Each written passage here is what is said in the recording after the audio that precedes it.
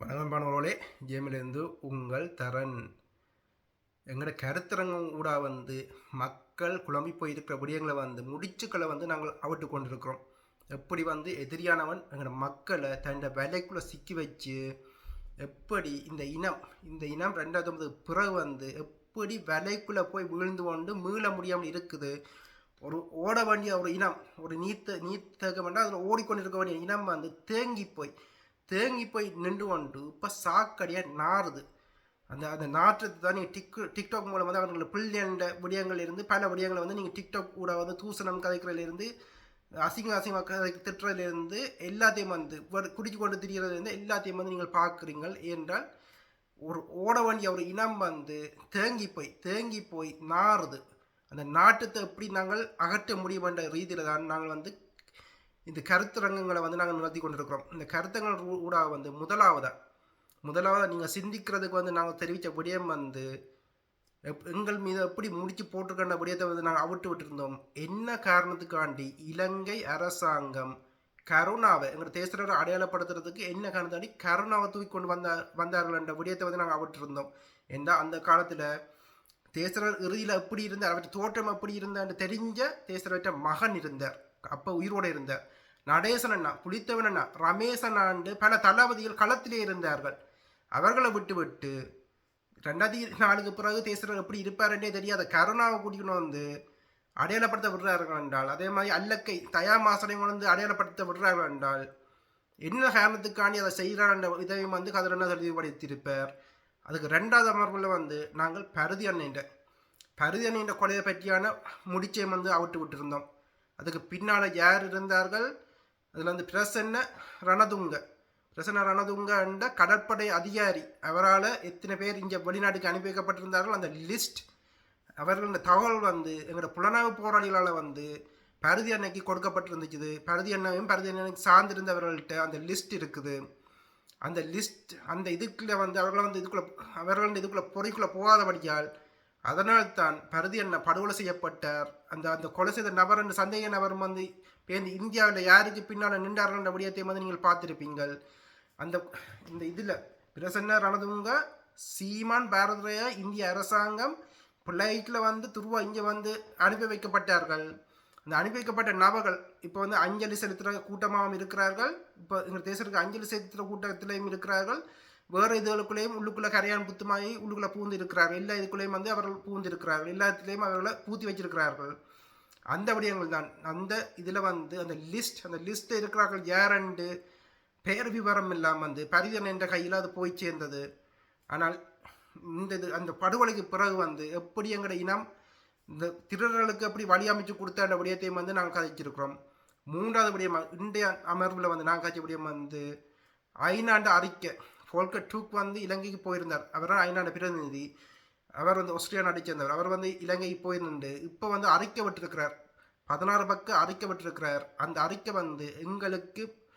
எங்களுக்கு புதைகுழியில் தள்ளுற ஒரு விஷயமா இருக்குது. அந்த அறிக்கை எங்கேயோ போக வேண்டிய எங்கட எல்லாத்தையும் காலத்தை வீணடிச்சு இலங்கை அரசாங்கத்தையே அவங்க செய்த படுகொலையை இலங்கை கொலையாளியே அவன் செய்த கொலைக்கான தண்டனையை அவனை அறிவிக்கணும் சொல்லி சொல்கிறபடியந்தான் ஒரு ஜோக்கான படியத்தை தான் அவர் சொல்லியிருக்கிறார். நீங்கள் யோசிச்சு பாருங்கள். இதில் ஹிட்லர்ட்ட விசாரணை, அந்த நாசி படையின் விசாரணையை உலக நாடுலாம் செஞ்சிச்சுது.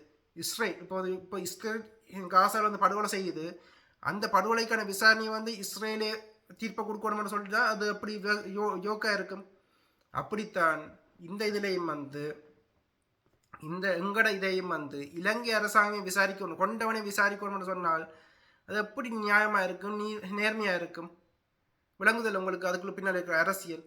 அதை பற்றித்தான் கதிரண்ணையோட நேற்றைய உரையாடல் இருக்குது. அதுலேயும் பல பேர் ஐநாவை நம்பி தங்களுடைய பெயர் விவரங்கள் எல்லாம் கொடுத்தார்கள். அந்த ஐநாவில் செய்யப்பட்டவர்கள் அதை முதலே வித்தபடியங்கள் ஐநாக்குள்ள எங்கள் நாக்கில் நம்பி போய் அவர்கள் வித்தபடியும் அது வேறு படியும் இந்தியாவுக்கும் இலங்கையும் போய் ஓடி போய் அவர்கள் வித்தார்கள். அவர்கள் போலித்து வார விடயத்திலேயும் இப்போ அஞ்சலி கூட்டப்படியத்திலேயும் அவர்கள் அம்பலமாக இருக்கிறார்கள். ஆனால் யோசிச்சு பாருங்கள், ஐநாக்குள்ள சாட்சியாக போனவர்கள் என்ற விவரங்களை இலங்கை விசாரிக்கும் போது கொடுத்தார்கள் என்றால் அது எவ்வளவு பாரிய குற்றச்செயல் என்றதையும் கொஞ்சம் சிந்திச்சு பாருங்கள். எவ்வளவு பாரிய விளைவை கொண்டிருக்கின்ற விடயத்தை யோசிச்சு பாருங்கள். அதான் போக்கோ டூ அதுக்கு எதிர்த்து வந்து நாங்கள் ஓங்கி குரல் கொடுக்கணும்.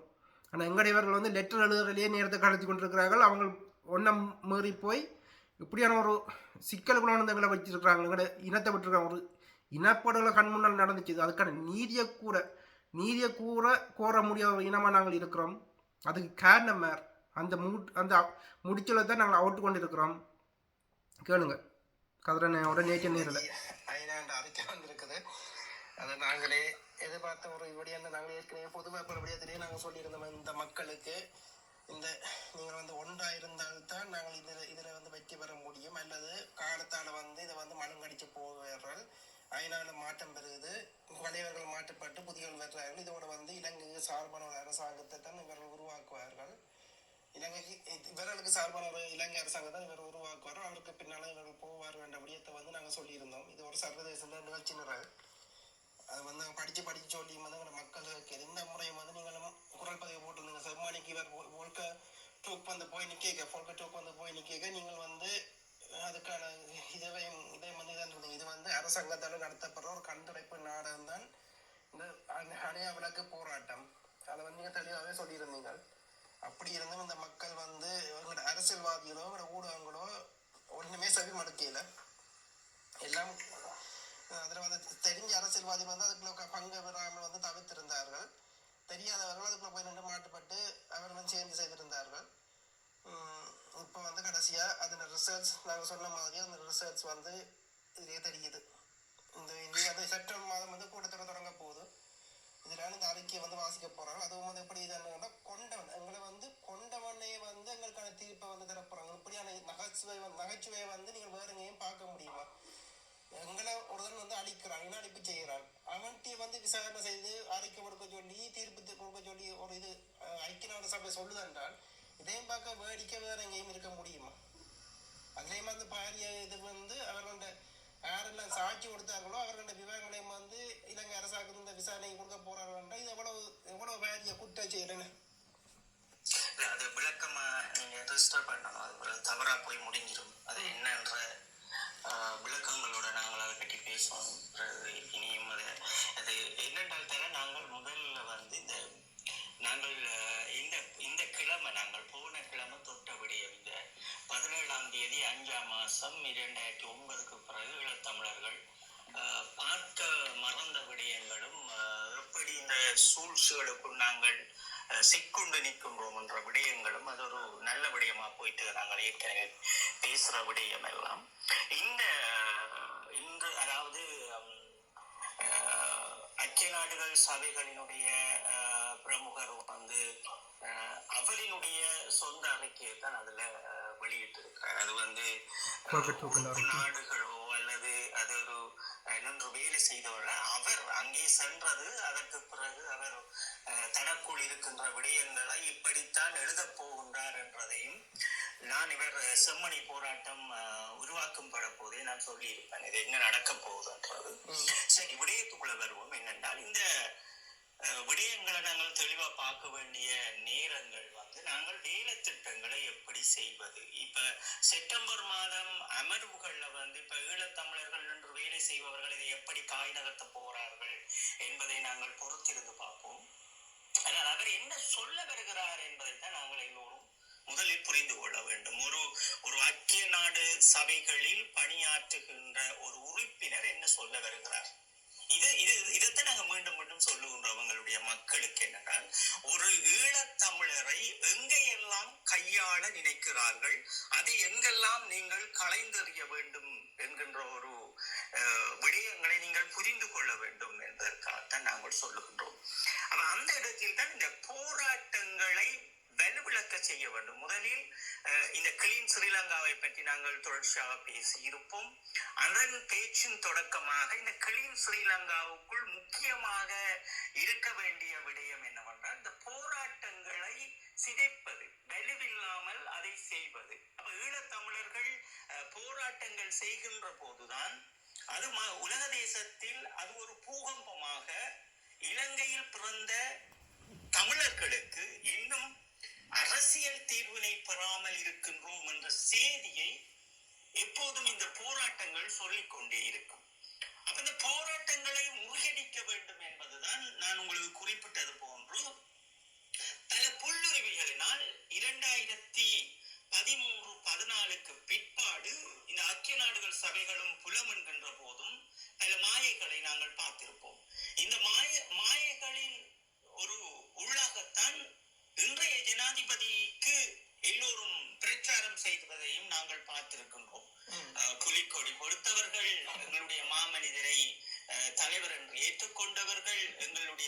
மாமனிதர்களினுடைய நிழலாக நின்ற எங்களினுடைய நண்பர்களினுடைய வித்துடலை கண்ணால் கன்று கண்ணீர் வடித்தவர்கள், அந்த வித்துடலை ஆண்டுதோறும் போய் வணங்குகின்றவர்கள் என்று எல்லோருமாக புலத்தில் ஒரு மாற்றத்தை வடக்கு கிழக்கிலும் புலத்திலும் இந்த அரசாங்கம் எல்லாம் செய்யும், நாங்கள் இதற்கு போகின்றோம் என்றார்கள். அப்ப நாங்கள் இவர்களுக்கு ஏற்கனவே சொன்ன நாங்கள் இது மிக பெரும் உலக யுத்திகளோடு எம்மை எப்படி அழிக்க நினைத்தார்களோ அந்த வட்டத்திற்குள் அவர்கள் அடுத்து நடத்துகின்ற காய் இந்த காய், நாங்கள் மிக கவனமாக இருக்க வேண்டும் அப்படி என்பதை சொல்லியிருந்தோம்.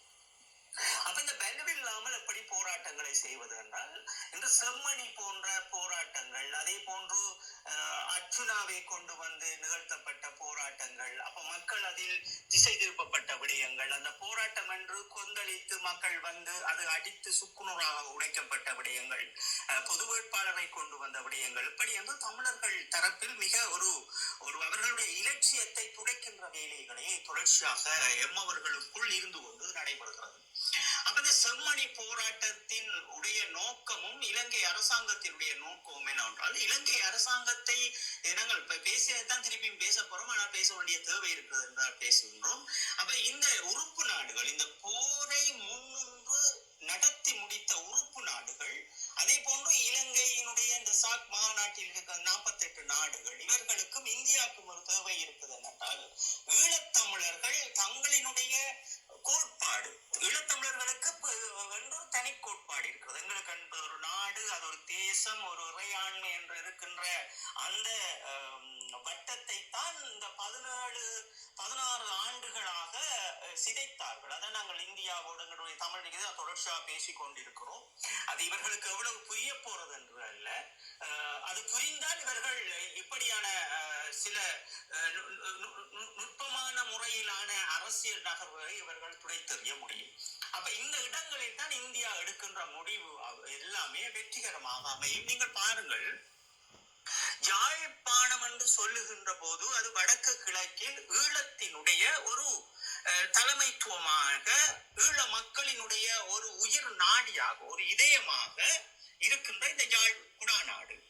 இந்த யாழ் குடாநாட்டில் இருக்கின்ற மக்கள் எப்போதும் தங்களுடைய மண், தங்களுடைய மொழி, தங்களுடைய கலாச்சாரங்கள் என்று இன்று வரை இதற்குள் நிற்பவர்களையும் நாங்கள் பார்க்கின்றோம். இதை சிதறடிக்க வேண்டும் என்பதையும் நாங்கள் பார்க்கின்றோம். அப்ப நாங்கள் ஏற்கனவே சொல்லியிருப்போம், இந்தியாவினுடைய இந்த மாய அரசியல் கருத்தின் நோக்கப்படி நீங்கள் தமிழ்நாட்டில் போய் நின்று தேடிக்கொண்டிருந்தீர்கள் என்றால் அது நாங்கள் எங்களுடைய இலட்சியத்தை அழித்தே விடுவோம் என்பதை சொன்னோம். அதுதான் நேற்றைய தினம் நீங்கள் பார்த்திருப்பீர்கள், அங்கே இந்தியாவினுடைய சுதந்திர நாளை கொண்டாடுகின்றார்கள். தெளிவா நீங்க புரிந்து கொள்ளணும். யாழ்ப்பாணத்தில் அப்ப யாழ் குடாநாட்டில் இந்தியாவினுடைய சுதந்திர தினத்தை கொண்டாடுகின்ற எம்மவர்கள், அது கொண்டாடியவர்கள் யார்? அரசியலில் இருப்பவர்களும் அரசாங்கத்தின் ஊழியம் பெறுகின்றவர்களும் இதை நடத்தி முடிக்கின்றார்கள். அதை தெளிவா புரிந்து கொள்ள வேண்டும். அப்ப அங்கே உங்களுக்கு என்ன செய்தியை சொல்லுகின்றார்கள்? இந்தியா என்பது உங்களுடைய தனிநாட்டு கோரிக்கையை எப்போதும் சிதறடித்துக் கொண்டே இருக்கும். அதுக்கு அவர்கள் எவ்வளவு வேலையை செய்ய வேண்டுமோ அவ்வளவுக்கு செய்வார்கள். அதை நாங்கள் கற்றுக்கொண்டது 2014 சிறையிலிருந்து வந்த பின் எங்களுடைய மக்கள் எங்கே தேங்கி நிற்கின்றார்கள் என்கின்ற விடயங்களை அடக்குவலாக தொடர்ச்சியாக ஊடகங்களில் விமர்சனங்களை கடந்து நாங்கள் வைப்பது இதற்காகத்தான். இவர்களுக்கு என்ன தேவை இருக்கிறது? இந்த இளைய சமூக மாணவர்களுக்கு என்ன தேவை இருக்கிறது இந்த நிகழ்வை செய்வதற்கு? இரண்டாவது விடயம், அங்கே இருக்கின்ற புத்தி கூர்மையுடைய அரசியல் பிரமுகர்களுக்கு என்ன இருக்குது, என்ன அறிவு இருக்கிறது? அதைவிட மாணவர்களுக்கு என்ன இருக்கிறது? அப்படி என்றால் நீங்கள் பார்த்தீர்கள் என்றால் இன்று உங்களுக்கு போர் எல்லாம் முடிந்து விட்டது. 17 ஆண்டுகளை நாங்கள் கடந்து செல்ல போகின்றோம். எங்களுக்கு இந்தியாவோடு நெருக்கமாக எங்களுக்கு தனிநாடு தேவையில்லை, ஒன்றும் தேவையில்லை. அங்கே இருந்து கப்பல் வருவதும், அங்கே இருந்து கஞ்சா வருவதும், அங்கே இருந்து கரோயின் வருவதும், அதை நாங்கள் எடுத்துக்கொண்டு அதை குடித்து எங்களுடைய மண்ணை நாசமாக்கி அங்கே வருகின்ற பாடகர்களையும் அங்கே வருகின்ற நீங்க பாருங்க, செம்மணி போராட்டம் பண்ணுவார்கள், அது நடந்து கொண்டிருக்கும். இங்கே ஐக்கிய நாடுகள் சபைகளில் கூட்டத்தொடர் நடந்து கொண்டிருக்கும். அங்கே இந்த இந்த இந்த கேவலமான பிழைப்பு பாருங்கள். முதல் இதை பாருங்கள் என்றால் தர நாங்கள் தீர வேண்டும். சரி தரேன், இதை பாருங்க. நீங்க என்ன திருவிழாவாவது செய்யுங்கோ. நாங்கள் யாரையா எங்கிட்ட ஈழம் என்கின்ற கோட்பாடை, தனி கோட்பாடை, தனி நாட்டுக்குரிய கோட்பாடை இன்று வரை உடைத்து சிதறடித்து விட்டு இவர்கள் என்று ஏதோ தங்களுக்கு சுதந்திரம் கிடைத்தது போல் இந்த யாரெல்லாம் இதற்கு உறுதுணையாக நின்று புலத்தில் செய்யப்படுகின்றார்கள் என்பதற்குரிய விவரங்களும் இருக்கிறது. யாரெல்லாம் இதற்கு ஒத்தாசையாக இருப்பார்கள் என்பது இருக்கிறது. இவர்கள் எல்லாரும் புலத்தில் நின்று தேசியம் பேசுபவர்கள் தான் எங்களுடைய மண்ணை இவ்வளவு கேவலப்படுத்திக் கொண்டு இருக்கின்றார்கள். அப்ப அதை செய்பவர்கள் இங்கே இந்த ஐக்கிய நாடு சபைகளுக்குள் என்ன பொறிமுறை வருகிறது, நாம் அதை சரியாக செய்ய வேண்டும் என்கின்ற ஒரு வேலை திட்டத்தை செய்பவர்களையும் விட மாட்டார்கள். அதை செய்து கொண்டு முன்னின்று நிற்பவர்களையும் செய்ய விட மாட்டார்கள். அதான் நாங்கள் பார்த்திருப்போம். ஐக்கிய நாடுகள் சபைகளில் சகோதரனுடைய அந்த நடவடிக்கையை எப்படி சூழ்ச்சிகளால் அவரை சிக்க வைத்தார்கள் என்பதையும் நாங்கள் தொடர்ச்சியாக பேசியிருப்போம். பிரச்சனைகளாகவும் நாங்கள் இருவரும் பேசியிருப்போம். அப்படித்தான். அப்ப இப்படித்தான் நல்ல வேலை திட்டங்களை எடுத்து இவர்கள் எதுவும் செய்ய போறதும் அல்ல. எங்களுடைய ஈழக் கோட்பாடை இவர்கள் எடுத்து நிற்க போறதும் அல்ல. ஒரு பகுதியினர் இப்படித்தான் வாழப் போகின்றார்கள். தாங்கள் தமிழ்நாட்டில் நின்று கொண்டுதான் தங்களுடைய ஈழத்தை தேடப் போகின்றார்கள். அங்கே நின்று கொண்டுதான் அவர்களுடைய நிகழ்ச்சி நிரல்களையும் செய்ய போகின்றார்கள். இது இந்தியாவும் எங்களுடைய யாழ் மாவட்டமும் ஒன்று, நாங்கள் ஒருமித்தவர்கள் என்பதற்காகத்தான் நான் சொல்லி இருப்பேன் உங்களுக்கு. எங்களுடைய மாமனிதர் அவர்களை கொண்டு வந்து உலக தலைவராக கொண்டு வரும் போதே இவர்களுடைய வேலை திட்டம் நமக்கு புரியும். இந்த ஒரு மாமனிதரினுடைய கோட்பாடு என்ன, எங்களுடைய தேசிய தலைவருக்கு பிடிக்காத விடயங்களை கொண்டு வருகின்ற போதும் ஈழத்தமிழர்களும் தமிழீழ விடுதலை புலிகளினுடைய ஈழம் என்கின்ற கனவையும் உடைத்து நொறுக்குகின்றார்கள் என்றுதான் நாங்களும் இந்த ஊடகங்களில் வந்து இதை சரியாக இந்த ஊடகங்களை பயன்படுத்த வேண்டும் என்று நாங்கள் தொடர்ச்சியாக பயன்படுத்தி கொண்டிருக்கிறோம். அப்ப அந்த அடிப்படையில் தான் தரன் என்று அவர்கள் வெளியிட்டிருக்கின்ற இந்த அறிக்கையில் அவர் குறிப்பிடுகின்ற விடயம் என்ன? சரி, அவர் குறிப்பிடுகின்ற விடயம் இவ்வளவுதான் தரன். என்னென்றால் இந்த கிளீன் ஸ்ரீலங்கா, அதற்குள் ஈழத்தமிழரை தள்ள போகின்றார்கள். எங்களுக்கு 13வது திருத்தமும் இல்ல, எதுவுமே கிடையாது. இப்ப இவர்கள் சொல்லுகின்றார்கள் என்னவென்றால் அரசியல் தீர்வு கொடுக்கப்பட வேண்டும் அப்படி என்று வெறும் அதுல முன்மொழிஞ்சிருக்கிறார். இல்லையென்றில் அந்த அரசியல் தீர்வை வைக்கல. எப்படி இதை கொடுக்க வேண்டும் என்கின்ற ஒரு வரையறைய அவர் கூட வைக்கல.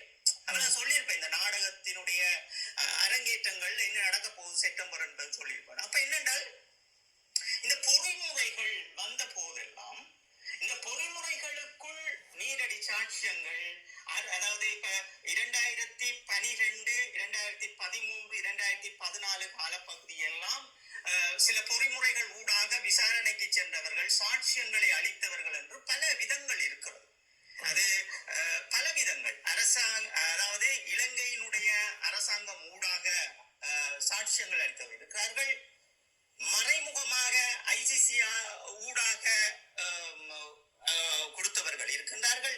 ஐக்கிய நாடுகள் சபைகளில் உருவாக்கப்படுகின்ற போது ஒரு பொறிமுறை வருகின்ற போது, இப்ப சிலை பொறிமுறை வருவதென்றால் அதற்காக ஒரு 10 பேர் கொண்ட குழுவை அவர்கள் நிர்ணயிக்கின்றார்கள். அந்த 10 பேர் கொண்ட குழுதான் அவர்கள் ஏற்கனவே எடுக்கப்பட்ட தடயங்களும் எங்களுடைய அரசியல்வாதிகளினுடைய கடிதங்களும் அவர்களுடைய தடயங்களையும் வைத்துக் கொண்டு அவர்கள் உண்மையான போராளிகளை இனம் கண்டு அவர்கள் எடுத்த விடயங்களும் நாங்கள் பார்த்திருக்கின்றோம். அப்ப அதே போன்றுதான் இந்த தடய வேலை திட்டங்களை செய்தவர்கள் எவ்வளவுக்கு தடயங்களை சேகரித்து அளித்தப்படுகின்ற போது இந்த சிலை பொறிமுறையை சரியாக பயன்படுத்துங்கள். 2025 இது முடிவடையும். நாங்கள் எதையுமே செய்ய முடியாது என்பதை நான் ஏற்கனவே சுட்டிக்காட்டியிருப்போம். தேர்தலிலும் இந்த பொது வேட்பாளரை பயன்படுத்துங்கள், நாங்கள் ஒரு பெரும் வேலை திட்டத்தை புலத்தில் செய்யலாம் என்பதையும் சொல்லி இருப்போம்.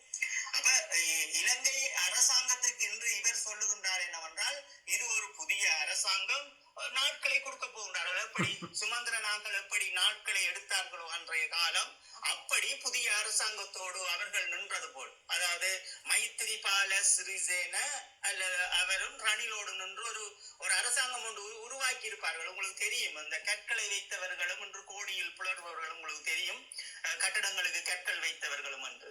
அப்ப நாங்கள் அவர்களை எதிர்க்கும் போது எம்மையும் வந்து சேறு பூசி வருவார். சரி, அதெல்லாம் வேறபடி. நாங்கள் எப்போதும் எங்களுடைய மக்களுக்காக எங்களுடைய இனத்துக்காக எங்கே தேங்கி நிற்கிறது என்று நாங்கள் பார்க்கின்றதை பேச வேண்டிய தேவை இருக்கிறது. இது நாங்கள் எமக்கு எம்முடைய மேதகு அவர்கள் கற்றுத்தந்ததால் தான் எம் கண்ணுக்கு அது தெரிகிறது. அவ்வளவுதான். அவர் அதை கற்றுத்தராமல் இவர்களை போய் விட்டிருந்தால், இவர்களை போய் குமாருடைய மகனும் மாலிங்கத்துடைய மகனும் சுரேஷிர மகனும் என்னை வளர்த்திருந்தால், அவருடைய பெற்றோர்கள் வளர்த்திருந்தால் அவர்களுக்கு தெரிய போறது கிடையாது. அப்ப எம்மை வளர்த்தவர் இந்த மேதகு அவர்கள், அவர் கற்றுத்தந்த விடயங்கள் எமக்கு தெரிகிறது. மக்கள் எந்த பாதையில் எங்கே அவர்கள் தேங்கி நிற்கின்றார்கள், அதை உடைத்து விட வேண்டும் என்பதால் தான் நாங்கள் தொடர்ச்சியாக பேசிக் கொண்டிருக்கிறோம். சரி, அப்ப இந்த பொறிமுறைக்குள் அவர் வைத்திருக்கின்ற விடயம், இன்னும் காலவரையை கொடுக்க போகின்றார்கள். அவர் எழுதுகின்றார். இது எவ்வளவுக்கு செப்டம்பர் நடைமுறைக்கு வரப்போகுதுன்னு தெரியல. எங்களுடைய ஆட்கள் அதை எப்படி சமாளிக்க போறோம்னு தெரியல. இரண்டாவது அவர் சொல்லுகின்ற விடயம் என்ன? இந்த அரசாங்கத்தோடு சேர்ந்து பயணிக்க போகின்றார்கள். இந்த செம்மணியை கொண்டு வருகின்ற போதே நான் சொல்லி இருப்பேன், இந்த போராட்டத்தை உருவாக்கியவர்கள் யார் என்று முதலில் தேடுங்கள், அவசரப்பட்டு இதற்குள் போகாதீர்கள் என்று சொல்லி இருப்போம். அப்ப இவர் அதுக்கிடையில் இந்த புரோகிராம் ஏற்கனவே செய்யப்பட்டது. இது ஒரு வரையறை. இப்ப நாங்க என்னென்றால், இப்ப 2 மாதம் 3 மாதத்துக்குள் தான் எங்களுடைய நாங்கள் இந்த வேலையெல்லாம் முடிச்சுட்டு எங்களுக்கு இன்னென்ன வேலை இருக்குது, மாவீர நாள் வாரத்துக்கு முதல் நாள் துவங்கிடுவினம் அல்லது முள்ளிவாய்க்கால் நாள் வாரம் இப்படித்தான் எங்களுடைய வேலைக்கு தேவை. ஆனா அரசாங்கம் அப்படி அல்ல. இலங்கை அரசாங்கம் 5 ஆண்டுகளுக்கு தேவையான வேலை திட்டத்தை அவர்கள் ஒரு ஆண்டிலேயே செய்து முடிப்பார்கள். இப்ப ஒரு புது ஆண்டு வருகிறது என்றால் அவர்கள் இன்னும் 5 ஆண்டுகளுக்கு தேவையான வேலை திட்டத்தை அவர்கள் பிளான் பண்ணி செய்வார்கள். அப்ப எங்களுடைய மக்களில் இருக்கின்ற பிரச்சனை இதுதான். 5 ஆண்டுகள் திட்டத்தை நாங்கள் போடுவதற்கு எங்களை இந்த மேய்ப்பான்கள் விட போறதும் அல்ல, அதை செய்வதற்கு இந்த சமூகம் முன்னின்று அதை நடத்துபவர்களை விட போறதும் அல்ல. இதான் 2 விடயங்களை புரிஞ்சு கொள்ள வேண்டிய தேவை இருக்கு. அப்ப ஏன் நாங்கள் இதை பேசுகின்றோம் என்றால், பேசியதற்குரிய ஒரு சாட்சியம் இருக்க வேண்டும். அடுத்த தலைமுறை எழுந்து இதையெல்லாம் பார்த்து புரிந்து கொண்டு வருகின்ற போது, ஒரு தமிழன் இதை பற்றி பேசியிருந்தால் அந்த விழித்திருப்பார்கள் என்ற கேள்விக்குறி வரக்கூடாது என்பதுதான் நாங்கள் தொடர்ச்சியாக எங்கள் மக்கள் தேங்கி நிற்கின்ற இடத்தை உடைத்து எறிய வேண்டும் என்று நாங்கள் நினைக்கின்றோம். அவ்வளவுதான், வேறு ஒன்றுமே. அப்ப இவர் சொல்லுகின்ற விடயம் போல் இன்றைய ஜனாதிபதிக்கு இவர்கள் எல்லாம் கொடுக்க போகின்றார்கள் நாட்களை கொடுத்த பின் இவர்கள் அதே ஒரு திட்டத்தை போடுகின்றார்கள். எப்படி என்றால், உள்ளக விசாரணை. உள்ளக விசாரணை என்றால் இவர்கள் எப்படி செய்ய போறார்கள்? ஐசிசிக்கு கொண்டு போக முடியாது, அவர் தெரியா சொல்லிட்டார். அதுக்குரிய தடயங்களோ அதுக்குரிய நாங்கள் இன்னும் அதை கண்டுகொள்ளவில்லையா, அவர் கண்டுகொள்ளவில்லையா? அப்ப இவர் வந்த காலத்துல இதுக்கு முதல் பணியாற்றியவர்கள் இதற்கு முதல் தூண்டுகளாக இருந்த என்னென்றால், ஒரு சாட்சியம் என்பது இந்த போர் முடிந்து 17 ஆண்டுகளை கடந்து நிற்கிறோம். அப்ப இந்த காலில் ஒரு தடம் வருகுது, ஒரு கையில முகத்தில் ஒரு இது வருகுது என்றால் அது காலப்போக்கில் மனிதனுடைய தோலில் அது மாற்றங்கள் ஏற்படும். அப்ப அதே போன்றுதான் இவர்களுக்கும் எங்களுடைய காலத்தை இழுக்க வேண்டிய தேவை இந்த உலக நாட்டில் இருக்கின்ற இந்த போரை நடத்தி முடித்த இந்த உறுப்பு நாடுகளுக்கு இருக்கிறது. அதே போன்றுதான் இந்த இந்தியாவுக்கும் இருக்கிறது. காலத்தை இழுத்தடித்து எம்மை மனதாலும் எங்களுடைய அந்த தடயங்களாலும் அழித்து விட்டார்கள். எல்லா தடயங்களையும் அழிக்கிற வேலையை செய்து கொண்டுதான் நாங்கள் தொடர்ச்சியாக பேசியிருப்போம். எங்களுடைய இணையதளத்தையும் இந்த நான் தமிழர் என்று சொல்லப்படுகின்றவர்களும் அதை அழித்து விட்டார்கள். என்னுடைய மக்கள் புரிந்து கொள்வதற்கு இன்றதை புரிந்து கொள்ளிப்பா இருக்கிற காணொலி எல்லாம் பார்த்தாலே அவர்களுக்கு என்ன நடக்குது என்று புரிஞ்சு. ஏற்கனவே நாங்கள் பேசி இருக்கிறோம் என்பதும் இன்னும் எத்தனையோ அரசியல்வாதிகள் பேசிக்கொண்டு இருக்கின்றார்கள், ஆய்வாளர்கள் பேசிக்கொண்டு. நாங்கள் ஆய்வாளர்களும் அல்ல, ஒரு கன்றாவியும் கிடையாது. எமக்கு தேசிய தலைவர் கற்றுத்தந்த விடயம் மக்கள் ஒரு இடத்தில் தேங்கி நிற்கின்றார்கள், அந்த தேக்கத்தை உடைத்து விட வேண்டும். இது எங்களுடைய இலட்சியமாக நாங்கள் நிற்கின்றோம். இந்த கருத்தரங்கை நாங்கள் செய்கின்றோம். அப்ப இவர் என்று சொல்லுகின்ற விடயம் இந்த அரசாங்கத்தைக்கு கொடுத்துட்டு உள்ளக விசாரணையை கொண்டு வர போயிடும். உள்ளக விசாரணையை ஏன் கொண்டு வர போயிடும்? ஐசிசியை கொண்டு போறதுக்கு தமிழர்கள் இன்னும் ஒன்றும் செய்யல போல இவர் பேசுறாரு. அப்ப ஏற்கனவே கொடுக்கப்பட்ட விடயங்கள் என்ன, நேரடி சாட்சியங்கள் என்ன, ஏற்கனவே களமுனையில் கைது செய்யப்பட்ட போராளிகளின் விடயங்கள் என்ன இவருக்கு தெரியும், எல்லாமே தெரியும். இவர் எல்லாருடையும் கலந்து ஆலோசனை. ஒரு பாடசாலையினுடைய அதிபர் புதிதாக வருகிறார் என்றால் ஏற்கனவே அவர் அந்த பாடசாலையினுடைய எல்லா விடயங்களையும் அறிந்திருப்பார். ஒரு 8ஆம் ஆண்டுக்குரிய A வகுப்பு எப்படி இருக்கும், B வகுப்பு எப்படி இருக்கும், C வகுப்பு எப்படி இருக்கும் என்று அவர்களே கன்றாவி பிரித்து வைத்திருப்பார்கள். அந்த கன்றாவியின் அடிப்படையில் அவர்களுக்கு எல்லாம் கற்றுக்கொள்வார். வருபவரை அதெல்லாம் படித்துட்டு தான் வருவார். இது A வகுப்பு, இது C வகுப்பு, இது B வகுப்பு என்று படிச்சுட்டு வருவார். அப்ப இவர் அதொன்றும் படியாம இவர் எல்லாத்தையும் கொண்டு வந்து இப்ப என்ன சொல்றாரு என்றால், திருப்பி பழைய குருடி கதவத்துறடி என்ற மாதிரி இப்ப என்ன செய்யறாருன்னா பழைய நிலைக்கு போயிடும். 2015ஆம் ஆண்டுக்கு போயிடும். எப்படி போயிடும்?